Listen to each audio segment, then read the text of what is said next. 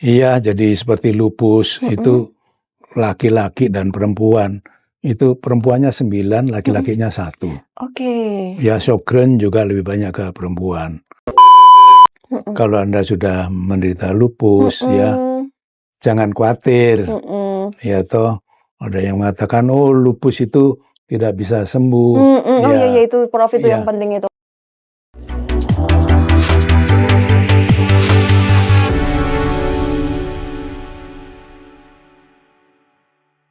Halo, selamat siang sahabat Persada. Kita jumpa lagi di acara Ngobat, ngobrol bareng sahabat. Ngobrol santai ditemani secangkir kopi. Di sini kita akan membahas topik-topik kesehatan yang pastinya penting untuk sahabat Persada. Dan untuk siang hari ini temanya juga seru sekali ini ya, yaitu tentang autoimun, penyakit 1000 wajah. Waduh, bermuka atau berwajah 2 aja udah rempong ya, apalagi kalau sampai 1000 nih ya. Jadi kita akan kupas tuntas nih terkait autoimun. Dan kita akan bahas apa sih itu autoimun, gejala apa sih yang biasanya muncul pada pasien-pasien dengan autoimun, pengobatan, pemeriksaan apa sih yang harus dilakukan. Nah, tentu saja sudah kita hadirkan di sini dan kita sangat beruntung pada siang hari ini karena kita sudah menghadirkan narasumber yang luar biasa, yang sangat expert di bidangnya, yang sangat berpengalaman dalam penanganan autoimun, yaitu Profesor Dr. Handono Kalib, spesialis penyakit dalam, konsultan reumatologi. Beliau merupakan salah satu dokter di Persada Hospital. Gitu ya, tapi sebelum itu, sahabat Persada, siapkan catatannya dulu. Stay tune terus sampai akhir acara karena Prof. Handono akan membahas tentang autoimun. Tapi sebelum itu, boleh kita sapa dulu ya narasumber kita yang luar biasa, Prof. Handono. Selamat siang, Prof. Selamat siang. Gimana Assalamualaikum kabarnya? warahmatullahi wabarakatuh. Waalaikumsalam warahmatullahi Ya. wabarakatuh. Kabarnya gimana nih, Prof? Kabarnya baik, selamat ya, baik, sehat. Alhamdulillah. Sudah makan siang, Prof? Sama makan siang sih belum ya. Aduh, sama. Saya juga belum makan siang. Ya. Semoga setelah acara ini Ya. kita ditraktir sama Mbak Intan ya, Prof ya. Siapa yang mau traktir nih? Iya, semoga Mbak Intan ya, Prof ya. Ya. Prof Handono, boleh nih disapa dulu sahabat Persada yang ada di rumah, Prof. Ya, selamat pagi. Assalamualaikum warahmatullahi wabarakatuh. Sahabat Persada yang baik, yang sehat semua, yang ganteng, cantik-cantik semuanya ya. Alhamdulillah Anda pagi ini bisa mengikuti acara podcast dari yang dipimpin oleh Bu Wahyu ya. Iya, Wahyu aja deh, Prof. Biar Wahyu. kita lebih akrab gitu ya, Prof ya. Bukan pakai ibu ya. Oke. Terima kasih Wahyu. Terima kasih Prof. Baik sahabat Persada, mungkin langsung saja nih ya, untuk memenuhi rasa penasarannya sahabat Persada nih, langsung saja kita tanya-tanya ke pakarnya nih. Yang pertama Prof ya, mulai dari pertanyaan yang paling mendasar nih, tentang autoimun. Sebenarnya autoimun itu apa sih, Prof? Bagaimana ya yang seharusnya imun itu melindungi tubuh kita nih, Prof ya? Malah menyerang diri kita sendiri, ibaratnya kayak apa ya, pagar makan tanaman mungkin ya, Prof. Boleh dijelaskan, Prof, kepada sahabat Persada yang ada di rumah? Iya, terima kasih. Tapi sebutan pakar itu saya kurang setuju ya, karena nanti menjadi apa-apa sukar. Gitu ya, jangan sampai ya, Prof ya. Ya, jadi memang penyakit autoimun itu satu penyakit. Kalau zaman dulu 30 tahun, 20 tahun itu penyakit yang jarang dijumpai. Ya, kemudian belakangan menjadi penyakit yang tidak jarang. Dan sekarang ini menjadi penyakit yang sering. Hampir tiap hari itu selalu ada pasien autoimun, dan itu menjadi menjadi sekarang ini menjadi pertanyaan di mana-mana ya, selalu apa itu penyakit autoimun. Memang penyakit autoimun itu penyakit yang timbul karena sistem imun menyerang tubuhnya sendiri. Ya, itu disimbolkan ada satu ular namanya Ouroboros. Ular yang sakti yang bisa sakit karena dirinya sendiri menggigit ekornya sendiri. Ya. Tapi sebetulnya secara umum hampir semua penyakit itu sebetulnya timbul karena sistem imun menyerang. Misalnya penyakit COVID ya. Iya, betul, Prof. Nah, COVID itu pasiennya menjadi gawat bukan karena virusnya, tapi karena kondisi tubuh. Karena sistem imunnya menyerang badannya. Jadi kalau penyakit autoimun itu kita batasi karena sistem imun salah mengenali dirinya sendiri. Oke. Jadi tubuhnya itu dikira musuh. Musuh, kira sel Ya, jahat gitu sel ya, jahat. Prof? Jadi seperti kalau di negara kita ini tentara itu melindungi, ya toh. Tapi ini tentara menyerang rakyatnya sendiri Betul. karena mengira rakyatnya itu teroris. Ya, oke. Jadi wah ini mesti ditangkap nih, mesti dibunuh nih, mesti diberesin. Ya itulah penyakit autoimun. Oke, jadi tentaranya tubuh kita nih ya, Prof ya, yang menyerang, yang ternyata salah menyerang, yang diserang adalah sel-sel sehat kita gitu ya, Prof. Rakyatnya sendiri yang diserang oleh tentara tubuh kita ini. Oke, baik, Prof. Gini ya, Prof.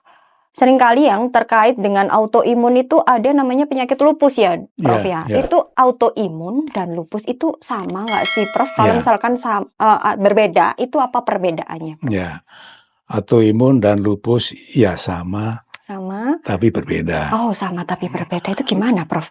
Nah, lupus itu termasuk penyakit autoimun. Oke, oh gitu. Jadi lupus itu salah satu penyakit yang disebabkan karena autoimun. Oh ya. Ada 100 lebih penyakit autoimun. Salah satunya lupus. Itu samanya. Tapi dibaliknya, tidak semua penyakit autoimun itu lupus. Oke, gitu. Karena banyak yang lain. Memang yang paling populer, yang paling terkenal itu adalah lupus. Ya, Anda barangkali ingat salah satu selebriti yang lupus ya, Prof. Selebriti yang menderita lupus. Selebriti yang menderita lupus. Ya, nanti Anda akan tahu, lihat sendiri. Oke, baik, Prof. Baik. Tapi sebelum itu, sambil kita ini ya, Prof ya. Mungkin sahabat Persada masih penasaran, tapi sebelum itu boleh ngopi dulu, Prof. Diminum dulu kopinya. Monggo, Prof. Silakan.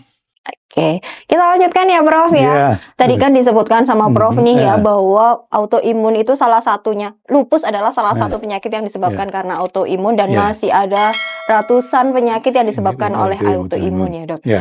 Mungkin bisa disebutkan nih, Prof, beberapa atau dari sekian banyak penyakit yang disebabkan autoimun itu apa saja sih, Prof, yang paling hits mungkin di kalangan masyarakat ya, Prof, dan gejala-gejala yang ditimbulkan oleh para pasien itu apa, Prof? Iya, betul. Memang itu yang menjadi heboh di masyarakat. Jadi hits itu sebetulnya enggak banyak.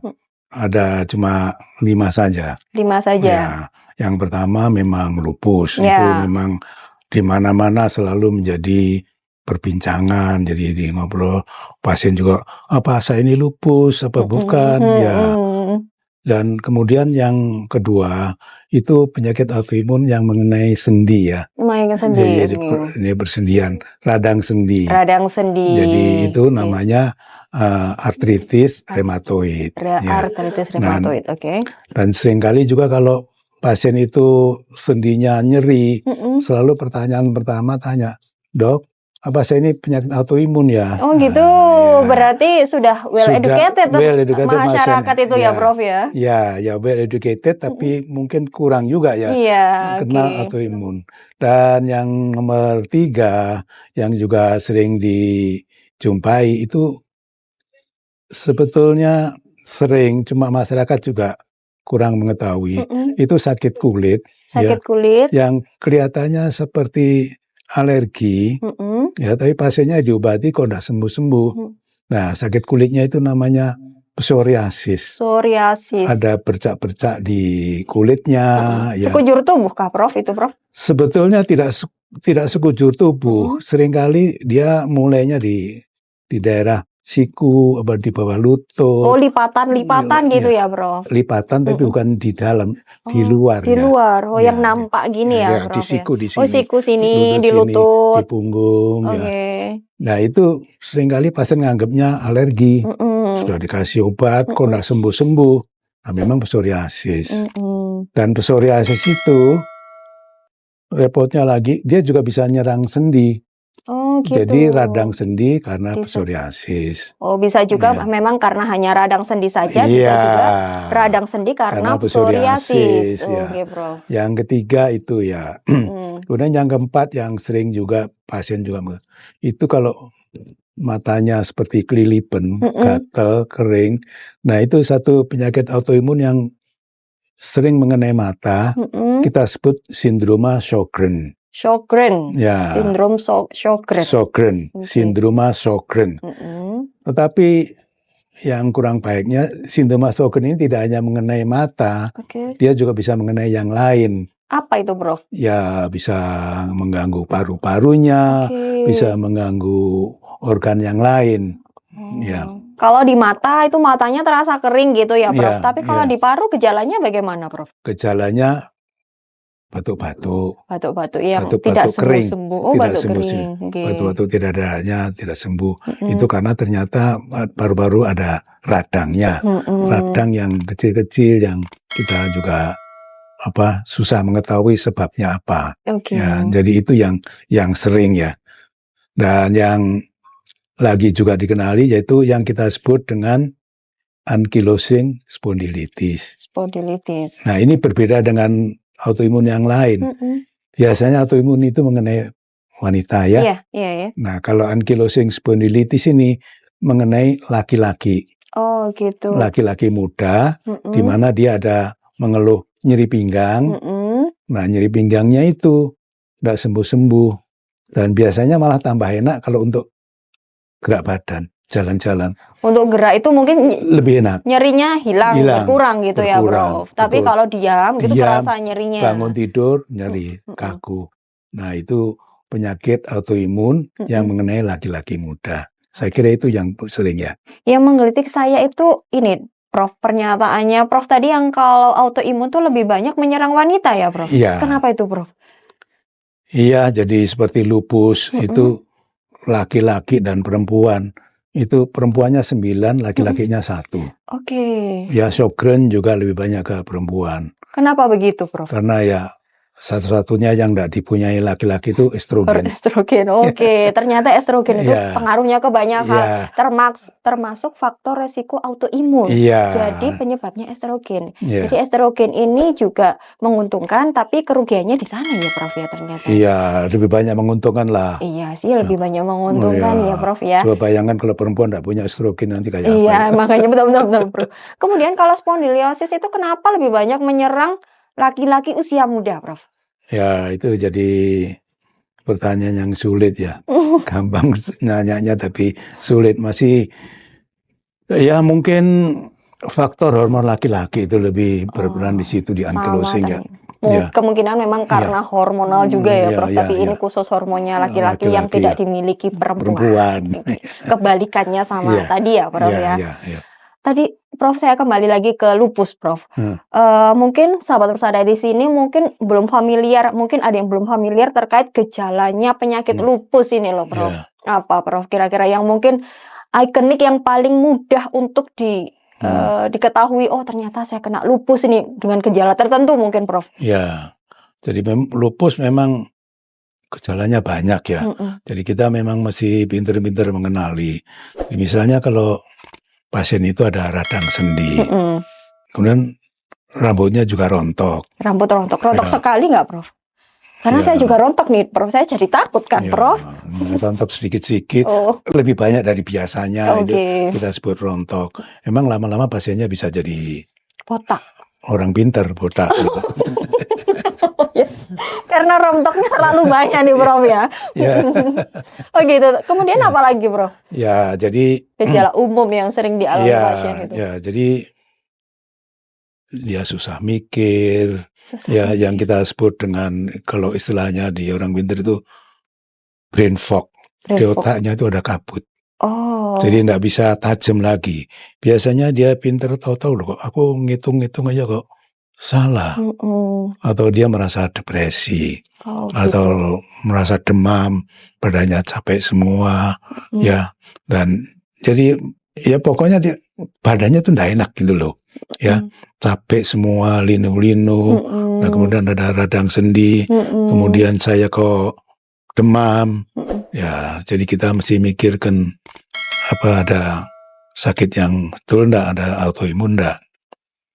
Tapi pegangannya autoimun apa enggak? Kalau ada 2 gejala yang kira-kira kita enggak bisa terima loh, ini kenapa kok enggak ada hubungannya. Misalnya yaitu tadi rambut rontok dengan radang sendi. Oh, itu sudah perlu. Ya, hubungannya apa ini? Ya. ya toh. Kemudian ada, nah yang biasa pada lupus itu ada ruam ya, yang kita sebut Ruam di rash wajah, ya, di wajah, Prof. di wajah, yaitu Ruam yang seperti kupu-kupu. Nah, nama lupus itu diperoleh dari adanya ruam di ya, ruamnya wajah. warnanya apa, Prof? Merah, Merah bersemu dadu gitu ya. Oh, gitu. Biasanya di daerah hidung sini ya, Prof? Apa Bukan, pipi? di pipi, Oh, pipi dia, sini. ya. Jadi seperti kupu-kupu. Oh, Karena seperti itu, sayapnya kupu-kupu gitu ya, Prof? Iya. Jadi karena itu simbol dari lupus itu kupu-kupu. Oh, gitu.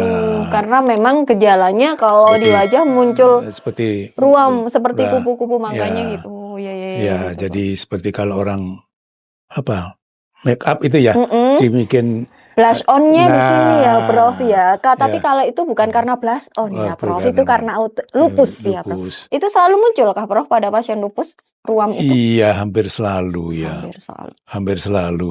Dan kemudian juga sering sariawan. Sariawan tidak sembuh-sembuh. Banyak gitu, Prof. Sariawan banyak yang nggak sembuh-sembuh. Sembuh-sembuh, ya. Dan ada gangguan yang lain. Ada misalnya kencingnya ada kok butek, kok ada proteinnya gitu. Oh iya. Ya. Ternyata banyak, Prof ya, banyak, gejalanya ya, Prof ya. Untuk lupus sendiri, untuk lupus kita masih berbicara lupus ini ya, Prof ya. Mungkin untuk orang-orang awam, Prof ya, kalau mau periksa bingung juga, mau periksa ke dokter siapa ini, Prof? Karena kan kalau misalkan masih nggak tuning, kalau ternyata itu autoimun kan pasti ke spesialis ini, spesialis itu dan semuanya, tapi belum ketemu-ketemu juga. Biasanya pasien itu yang datang dengan gejala-gejala seperti itu mungkin ke Prof Handono ini pilihan terakhir mungkin ya, baru tahu ternyata kayaknya ini saya autoimun mungkin kayak gitu ya, Prof ya. Ya itu sayangnya di situ karena lupus itu macam-macam ya. Kadang-kadang pasiennya seperti seperti sakit jiwa. Oh gitu. Ya toh, ada pasien yang sudah dirawat di rumah sakit jiwa, ternyata belakangan ketahuan lupus. Ya toh. Karena ada depresi tadi ya, Prof ya. Depresi. Dikira sakit jiwa. Dikira sakit jiwa. Sampai periksa ke dokter jiwa segala ya. Kadang-kadang dia juga nyeri-nyeri di otot, ya toh. Dan mungkin ya perginya ke dokter saraf. Dikira sakit saraf. Belakangan ketahuan bahwa dia tuh lupus. Dan memang lupus itu termasuk satu penyakit yang kita sebut penyakit rematik autoimun. Jadi memang di bukunya dan di pelajarannya memang yang paling dididik itu adalah rheumatolog. Gitu. Jadi memang lupus memang itu salah satu bidang ilmu rheumatologi. Seperti Prof ini ya, jadi memang rheumatologi. Ya. Jadi di Eropa, di Amerika, semuanya yang menangani lupus adalah rheumatologi. Iya. Sebelum kita lanjut ke yang lain ya, Prof. Boleh break dulu ya, Prof. Kita bernafas dulu ya, Prof. Boleh sambil minum tehnya dulu, Prof. Baik, Prof. Kita sambung lagi ya pembahasan kita pada siang hari ini. Untuk yang berikutnya, Prof. Siapa sih yang lebih rentan terkena autoimun? Apakah orang-orang yang memang punya keturunan atau gaya hidup tertentu atau bagaimana sih, Prof, orang-orang yang lebih rentan terkena autoimun itu, Prof? Iya, kalau kita bicara rentan, memang wanita yang lebih rentan. Tetapi untuk timbulnya lupus sebetulnya bukan hanya soal perempuan atau gen. Jadi ada gabungan ya antara orang yang rentan, bawaan rentan, dan juga dia kebiasaan hidupnya. Misalnya kebiasaan merokok, makan makanan yang tidak sehat, polusi, dan juga infeksi. Jadi itu yang kita sebut faktor lingkungan. Juga paparan sinar matahari. Paparan sinar matahari. Jadi kenapa di Indonesia ini banyak lupus? Karena faktor utamanya memang sinar matahari. Karena terlalu banyak paparan atau bagaimana? Karena terlalu banyak paparan. Gitu. Jadi karena itu pasien lupus itu adalah yang kita sebut dengan sensitif pada sinar matahari. Artinya apa? Dia itu bisa timbul serangan, dia bisa kumat kalau kena sinar matahari. Oh gitu. Jadi karena itu semua pasien lupus kita anjurkan pakai sun protection, tabir surya. Tabir surya wajib ya, Prof ya. Tabir surya yang bagus, yang nggak abal-abal ya, Prof ya. Yang nggak abal-abal ya. Jadi tolong beli merek yang betul ya. Memang tidak mahal, tidak murah. Iya, memang betul, Prof. Ya. Karena kan sekarang banyak ya produk-produk yang mungkin klaimnya misalkan SPF 50 tapi ternyata isinya nggak SPF 50 kayak gitu ya, Prof ya. Jadi yang sebaiknya yang di atas SPF 40 ya. Oh, di atas 40. Ya, memang klaimnya 40, 50, ternyata cuma 20. Iya, itu kan ya agak ngeri ya. Tapi kalau berarti penderita lupus wajib pakai sun protection, pakai topi, keluar-keluar pakai topi payung, seperti itu ya, Prof. Yang dimaksud kumat ya tadi ya, maaf ya, Prof. Kumat tadi, serangan tadi itu seperti apa, Prof, gejalanya? Jadi untuk pasien-pasien lupus itu, Prof. Ya, jadi itu yang jadi memang pasien lupus itu perjalanannya seperti itu. Suatu waktu dia sepertinya sembuh, baik-baik saja, baik-baik gitu ya, Prof saja, ya. Lain waktu kumat. Ya, yang namanya kumat bisa macam-macam. Mungkin badannya menjadi tidak enak, jadi pusing sekali. Yang dengan minum obat macam-macam nggak bisa hilang sembuh. pusingnya. Jadi sulit tidur, menjadi ada mual, ada jadi badannya menjadi suatu waktu menjadi tidak enak ya. Nah, lupus itu pasiennya harus mikir apa saya ini kumat apa enggak ya. Jadi sebaiknya emang mesti ke dokternya ya. Harus kontrol lagi ya, Prof ya. Balik lagi kepada orang-orang yang rentan terkena autoimun tadi ya, Prof ya. Jadi untuk orang-orang yang rentan terkena autoimun itu kolaborasi atau antara beberapa faktor berarti ya, Prof. Antara faktor genetik, faktor lingkungan dan gaya hidup. Oke, jadi ketiga faktor itu pasti berperan dalam. Ya. Jadi tidak usah takut apa itu. Waduh, saya gennya orang lupus. Kalau hidupnya sehat, kalau itu ya tidak usah khawatir kena lupus ya. Pernah nggak, Prof? Jadi punya pasien lupus, kemudian anak-anaknya nggak lupus itu ada ya, Prof? Banyak. Jadi sebetulnya faktor gen itu tidak begitu besar pada lupus. Lebih besar pada orang kencing manis. Kalau orang tuanya kencing manis, anaknya kebanyakan juga kencing manis. Kalau lupus tidak begitu ya. Jadi ya memang ada faktor gennya. Ibunya lupus, ada anaknya yang menderita lupus, ya ada. Tapi tidak usah khawatir sebetulnya. Jadi, selama gaya hidupnya baik, dijaga gitu ya, Prof ya. Ya itu kan berarti menjadi harapan baik bagi sahabat Persada nih, Prof. Jadi yang mungkin keluarganya ada yang kena lupus, berarti nggak selalu kan, Prof. Intinya harus menjaga gaya hidup ya, sahabat Persada. Justru yang lebih sering dari keturunan itu adalah darah tinggi dan kencing manis. Kencing manis, betul sekali. Berarti faktor genetiknya itu lebih besar pada pasien-pasien hipertensi dan diabetes. Baik, Prof. Kita lanjutkan ya, Prof. Ya, silakan.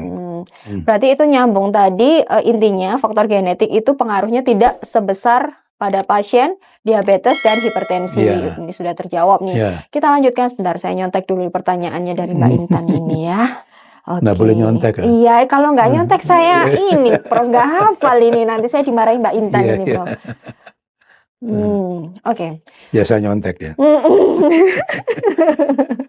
Jadi, Prof, jadi mungkin beberapa pasien, mungkin juga tidak hanya beberapa, sudah banyak pasien autoimun itu yang gagal atau terlambat deteksinya, Dok. Ya, itu kira-kira gejala apa sih? Gejala apa ketika ada suatu gejala yang muncul yang harus diperiksakan? Ketika muncul gejala apa sih, Prof, gitu loh? Mulai muncul gejala apa harus periksa. Jadi kita sudah harus waspada. Oh, ini autoimun nih, biar agar tidak terlambat diagnosisnya.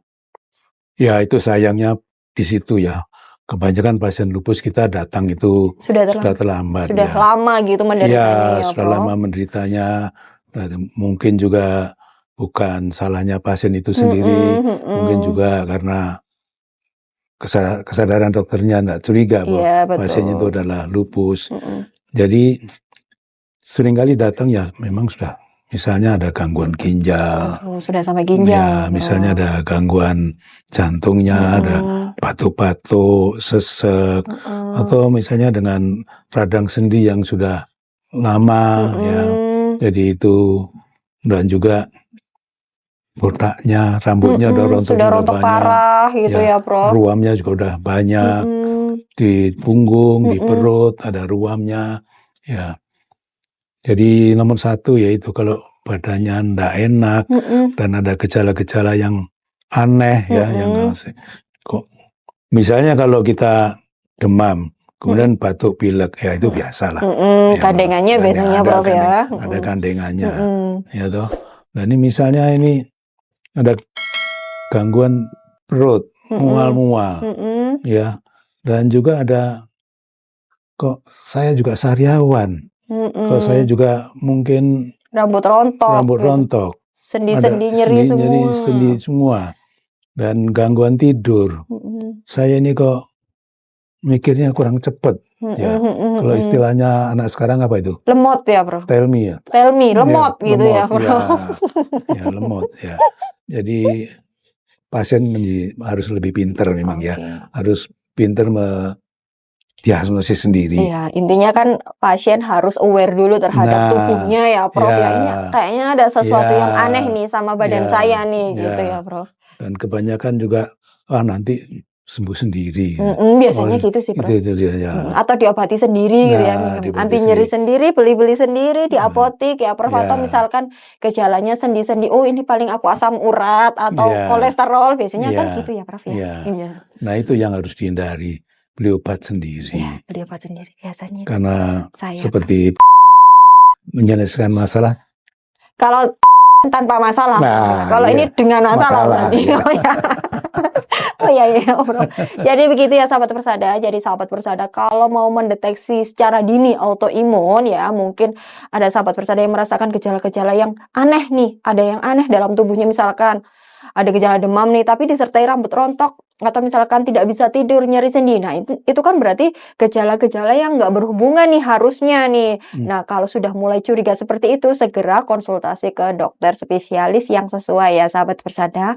Dan kalau bisa sih jangan diobatin sendiri ya. Beli obat sendiri di apotek, didiagnosis sendiri, diobat-obatin sendiri, ujung-ujungnya tetap gak sembuh, ya kan? Kita lanjut ya, Prof. Karena masih ada pertanyaan berikutnya, Prof. Kita bahas terkait gejala-gejala ini, masih banyak mungkin ya pertanyaan gejalanya dan untuk deteksi dininya mungkin, Prof. Mungkin ya untuk yang punya faktor resiko genetik, mungkin deteksi dininya harus melakukan pemeriksaan, atau bagaimana yang merasa gaya hidupnya kurang sehat, mungkin, Prof. Mungkin bisa melakukan deteksi dini, misalkan cek lab atau apa, itu bisa nggak, Prof? Ya bisa saja kita cek labnya. Tapi ya pertama kalau gaya hidupnya kurang sehat ya tolong perhatikan ya, jangan dibiarkan berlanjut ya. Jangan berlanjut ya sahabat persada, seperti contohnya saya ini ya, makannya suka sembarangan ya, kurang olahraga, makan sembarangan ya, Prof. Ya agak ngeri juga sih ya, Prof. Apa sih namanya makan sembarangan?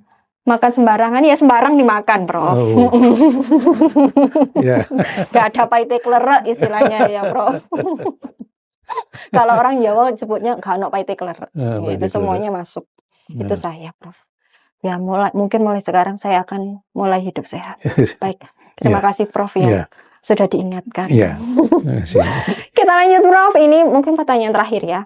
Bagaimana sih, Prof, proses diagnosis autoimun itu dilakukan melalui pemeriksaan apa atau tes khusus yang bisa mendeteksi seseorang menderita penyakit? Ya, betul. Jadi sebelum kita pikir soal tes khusus, ya kita periksa darah yang biasa. Misalnya yang kita sebut dengan periksaan darah lengkap atau urin lengkap. Jadi di darah, misalnya kita periksa darah lengkap, itu kita lihat hemoglobinnya, darah merahnya normal apa rendah. Itu kecurigaan pertama. Biasanya pasien lupus itu anemi ya. Oh, anemi. Anemi tanpa penyebab yang jelas gitu ya, Prof ya. HB-nya rendah. Kemudian darah putihnya juga kok agak rendah ya. Jadi yang kita sebut leukopeni. Oh, justru darah putihnya rendah ya, Prof, pada pasien autoimun ya. Jadi berbeda dengan infeksi. Kalau infeksi darah putihnya tinggi. Meningkat. Khususnya darah putih yang kita sebut limfosit ya. Limfopeni jadinya. Nah, itu sudah menolong. Nomor 2, kita periksa kencingnya. Kencingnya itu ada kelainan enggak di kencingnya? Ya, yang kita sebut ada proteinnya, yang kita sebut ada kelainan sedimennya di kencing, endapan gitu ya, Prof ya. di kencingnya kok ada darah merah, kok ada darah putih, kalau ada endapan yang lain. Nah, dari situ kita sudah mulai berpikir, apa ini semua bukan karena lupus, ya kelainan darah, sama kelainan urin, sama rambut rontok saya, sama sariawan saya. Nah, baru kemudian kita periksa yang khusus, yang ini memang mahal, pemeriksaan yang kita sebut pemeriksaan antibodi. Antibodi. Ya. Cek lab itu ya, Prof, diambil darah ya, Prof ya. Loh, darah lengkap juga diambil darahnya juga. Juga sih ya, sama sih ya. Cuma lebih murah ya itu. Ini kalau antibodi mahal. Antibodinya ada banyak macam-macam. Ya, dimulai yang tidak spesifik itu yang kita sebut ANA. Anti nuklear antibody. Oke. Itu mendeteksi apa itu, Prof? Ya, mendeteksi lupus dan autoimun yang lain. Kalau ANA-nya positif, nah itu perlu pemeriksaan lebih lanjut untuk antibody yang lebih khusus. Yang lebih spesifik gitu ya. Spesifik. Berarti kalau ANA positif itu belum tentu autoimun ya, Prof ya? Atau selalu, Prof? Belum tentu. Atau tergantung kadarnya atau apa mungkin, Prof? Ya, nomor satu itu, kalau ANA positif, jangan pikir dulu bahwa saya lupus. Mungkin juga orang normal, apalagi pada orang tua ya, itu seringkali ANA-nya bisa ditemukan positif. Ya, jadi ANA saja, tidak ada gejala yang lain, nggak usah khawatir ya. Gitu. Bukan lupus. Asalkan tidak disertai dengan gejala-gejala yang tadi ya, Prof ya. Badannya sehat, seger, olahraga biasa, tapi ANA-nya positif ya nggak usah khawatir lah. Ya. Oke, intinya itu ya. Oke, sahabat Persada, mungkin gitu ya, sesuai penjelasannya Prof Handono tadi, kalau misalkan merasa gejala-gejala atau mungkin ada keluarganya yang menderita lupus atau autoimun, mungkin sudah mulai tuning nih kepada badannya nih. Jadi kalau sakit-sakit itu jangan hanya dianggap remeh ya, bisa jadi karena kita memang sedang menderita autoimun ini, sahabat Persada. Oke, Prof. Tapi juga sebaliknya, kalau Anda sudah menderita lupus ya, jangan khawatir. Ya toh, ada yang mengatakan, oh lupus itu tidak bisa sembuh. Iya itu, Prof, itu yang penting itu, Prof. Ya, itu selalu. Tapi nomor satu, lupus bisa sembuh. Bisa ya sembuh. Toh, kalau Anda sembuh dari lupus, akhirnya Anda seperti wanita biasa. Anda bisa punya anak, bisa hamil dengan aman ya. Jadi nomor satu, tenanglah, hiduplah dengan baik dengan meskipun Anda menderita lupus. Ya, Anda bisa tetap normal biasa. Saya kira itu. Lupus bisa sembuh ya, Prof? Ya, lupus bisa sembuh. Alhamdulillah. Nanti kita akan bicarakan lagi mengenai bagaimana menyembuhkan lupus. Oke, itu di episode selanjutnya ya, Prof ya. Karena Prof ini mau jadi artis lagi untuk episode-episode selanjutnya. Mungkin sahabat Persada ya masih banyak pertanyaan yang bergejolak di dalam hati tentang autoimun, tentang lupus dan lain sebagainya. Tapi nanti kita akan ada sesi lagi dengan Prof Handono Kalim tentu saja. Kalau untuk saat ini mungkin kita cukupkan dulu ya, Prof ya, karena kopinya juga sudah mau habis. Ini sudah hujan ya, sudah di penghujung acara. Kami mengucapkan terima kasih banyak, Prof, atas sharing ilmunya, atas pengetahuan yang diberikan kepada kami para kaum awam yang mungkin selama ini penasaran apa sih penyakit autoimun yang selama ini kita mungkin cuman bisa googling ya, Prof ya. Kalau sekarang kan kita langsung bertemu seseorang yang sudah ahli di bidangnya. Gitu. Jadi untuk sahabat Persada yang mengalami gejala-gejala autoimun seperti yang sudah disebutkan oleh Prof Handono tadi, bisa langsung berkonsultasi dengan beliau di Persada Hospital. Prof, prakteknya hari apa aja, Prof? Saya praktek Senin, Rabu, dan Jumat. Senin, Rabu, dan Jumat jam berapa, Prof? Jam 11 sampai jam 1. Oke, jadi sahabat Persada kalau mau konsul misalkan merasakan ada gejala-gejala autoimun itu bisa langsung konsultasi ke Prof Handono Kalim yang prakteknya setiap hari Senin, Rabu, dan Jumat. Senin, Rabu, dan Jumat jam 11 sampai jam 13. Dan untuk sahabat Persada yang masih mau tanya-tanya dulu nih, jadwalnya atau mungkin Prof praktek nggak sih? Atau mungkin masih ada pertanyaan lain atau polinya mau gimana sih gitu, boleh chat di hotline kami di sebentar ya saya nyontek dulu, 0811-3058-8585. Kalau di bawah ini nggak ada ya, saya sebutkan aja ya, 0811-3058-8585. Gitu ya sahabat Ya, Persada. Prof, terima mungkin kasih. ada closing statement untuk sahabat Persada, Prof. Ini Ya, terkait terima autoimun. kasih sahabat Persada. Ya, terima kasih Anda sudah memperhatikan. Jadi yang nomor satu bahwa memang penyakit autoimun itu penyakit yang serius ya. Tetapi dengan kemajuan yang ada sekarang ya, hampir semua penyakit autoimun dapat disembuhkan ya. Memang Anda perlu berobat secara baik ya. Tetapi nomor satu Anda perlu tenang. Kalau yang membuat penderita lupus, hiduplah dengan lupus. Jadi menjadi seperti sahabat ya. Kita bisa menangani, bisa mengatasi, dan insya Allah Anda akan sehat selalu. Amin. Untuk para lupus fighter di luar sana, semangat ya. Semangat karena lupus bisa sembuh. Baik sahabat Persada, mungkin cukup dulu untuk sesi kita pada siang hari ini. Kita akan berjumpa pada podcast-podcast yang berikutnya, tentu saja dengan topik-topik yang sangat menarik dengan narasumber yang expert di bidangnya. Terima kasih sahabat Persada, semoga bermanfaat untuk kita semua. Akhir kata, selamat siang dan bye. Bye-bye dok.